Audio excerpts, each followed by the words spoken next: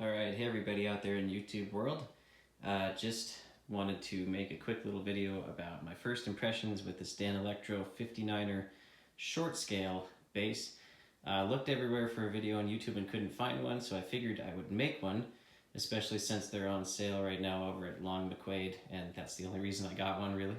But at any rate, just some quick things to run over. It's a great, comfortable little bass so far. Obviously made in Korea, so, you know, and for a certain price, so you get that.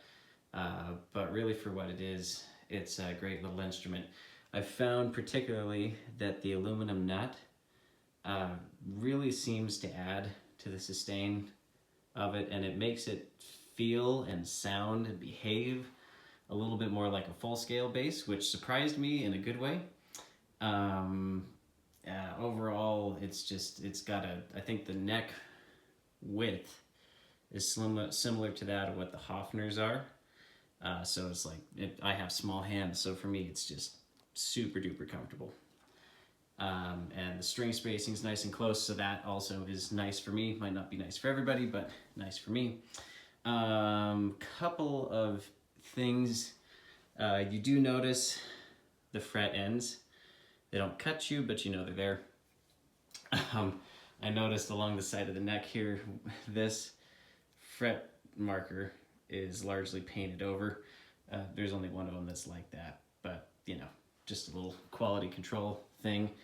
In terms of the electronics, the switch is good, like it's nice and clunky. The tone knob though is basically all or nothing. You don't get a lot of room with that. The volume is pretty good. The bridge is this sort of 3-point adjustable one, but I didn't realize it until I looked at it from the side. I don't know if you can see, but the top screws don't actually hold the bridge down. They simply support it on either side, on the left and the right. And this central screw at the back is the only one holding the bridge to the bass. And being semi-hollow, there is that block in there, but that surprised me that it's only really held down by one screw instead of three. You do also see, the wire there. The ground wire is just kind of wrapped around that one screw. So, you know, it's not a beautiful work of art there, but it's functional. The pickup covers, this one, I don't know if you can hear that, but yeah, there you go. They do rattle. The bridge one is tied down a little bit more, so less rattly. And then they do also stick out the back, and they don't really lay flush with the body. They do stick out. You can grab them. And that's not necessarily a good thing. When I first got it, one of the screws was very, very far out.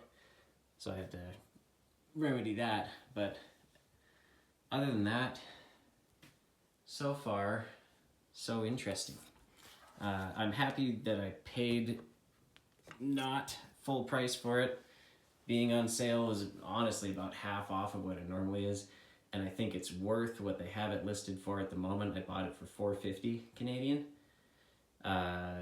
Normally it's listed for something like $7.80, and it's just not worth $7.80.